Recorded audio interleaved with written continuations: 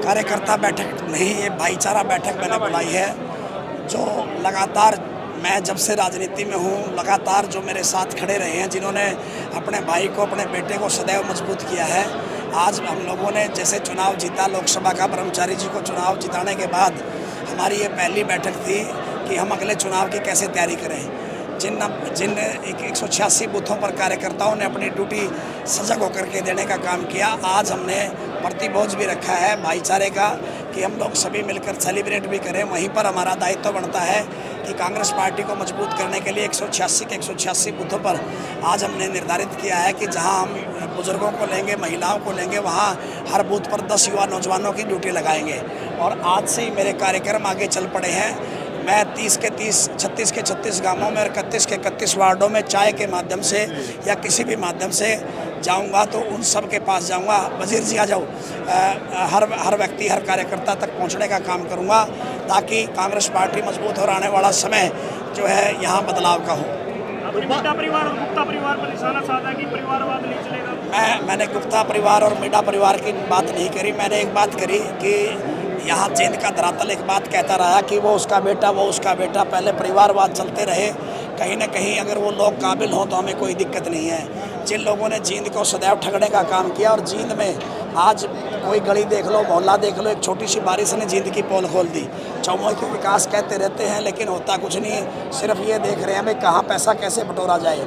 चाहे वो कोई गली है, गली में ब्लॉक लगा करके, चाहे वो कोई जो है रजिस्ट्री के अंदर घोटाले और इस तरह की चीज़ें सिर्फ विधायक लेकर के चल रहे हैं। मेरा तो यही कहना है कि हम 36 बिरादरी के साथी आज कांग्रेस पार्टी में जितने भी लगे हुए हैं, वो एक मत होकर के हम सभी उनके खिलाफ लड़ाई लड़ें जो आज तक इस जींद को ठगते रहे हैं। चाहे वो किसी का परिवार हो, हमें उस बात से कोई मतलब नहीं। भाईचारा बैठक से आपने शक्ति प्रदर्शन दिखाया, क्या सब लगता है कि टिकट आएगी? राजनीति में सिरों की गिनती होती है। कहीं ना कहीं मेरा भाईचारा मेरे साथ है। तो मैंने ये देखा है कि आज आपने देखा होगा, चाहे वो सावित्री नगर है, पटियाला चौक है, लोको कॉलोनी है, चाहे वो शीतलपुरी है, चाहे वो बूढ़ा बाबा बस्ती है, चाहे वो हमारा आरा रोड बस्ती है, हर उस पे से 36 बिरादरी के लोग यहाँ आपको नज़र आएंगे। क्यों आएंगे? क्योंकि ये सभी लोग पुराने नेताओं से परेशान और दुखी हैं। ये चाहते हैं कि बदलाव हो, इनका भाई, इनका साथी, इनका नौजवान इनकी आवाज़ उठाने का काम करे।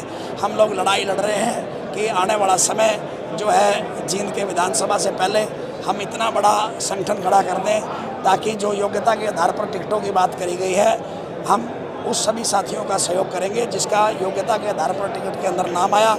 मैं अपनी तरफ से कोशिश कर रहा हूँ, वो अपनी तरफ से कोशिश कर रहे हैं। खिलाफत किसी की नहीं है। लेकिन आज जो ये हज़ारों की संख्या में हुजूम आपने देखा है, ये आपके भाई की 14 साल की कमाई है। जब मैंने पहली बार 2010 में पहला चुनाव लड़ा था जिला परिषद का, मेरी धर्मपत्नी ने, उस दिन से तो मैं एक दिन भी घर नहीं बैठा। लेकिन मेरी एक राजनीतिक पृष्ठभूमि ना होने की वजह से कहीं ना कहीं मैं पिछड़ता चला गया। वो उसका बेटा, वो उसका बेटा और वो उसका बेटा, ये प्रथा जरूर इस बार हम खत्म करवाएंगे। प्रदीप जी, भाईचारा इकट्ठा किया है जी, सभी लोग यहाँ पहुँचे, तो भाईचारे ने क्या बोला आपको चुनाव के लिए? भाईचारे ने तो ये बोला है कि आप आगे बढ़ो, हम आपके साथ हैं। और अभी हमने जो ड्यूटियाँ लगाई हैं वो ये लगाई है कि एक आदमी कम से कम 10 चाय करेगा।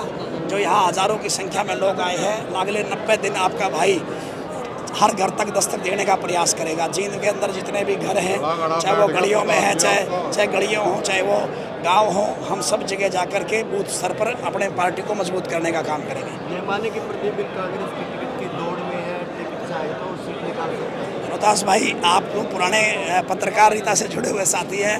मैं कब दौड़ में नहीं था, लेकिन यहाँ पर इस तरह का सिस्टम होता रहा कि कभी किसी के पुत्र को आगे कर दिया गया, किसी के पुत्र को आगे कर दिया गया। मेरी लड़ाई आज किसी व्यक्ति विशेष से नहीं है। मेरी लड़ाई इस व्यवस्था से है कि इस व्यवस्था को हम जरूर बदलेंगे और इस बार ये नौजवान आखिरी दम तक लड़ाई लड़ेगा। अब जींद को नया चेहरा चाहिए, वो प्रदीप गिल है। वो जरूरी नहीं कि प्रदीप गिल हो, वो कोई भी हो सकता है, वो रोहतास भी हो सकता है। लेकिन मैं ये कहता हूँ कि वो पुराने चेहरे जिन्होंने जींद को सदैव ठगा है, वो नहीं हम बर्दाश्त कर सकते। ठीक है।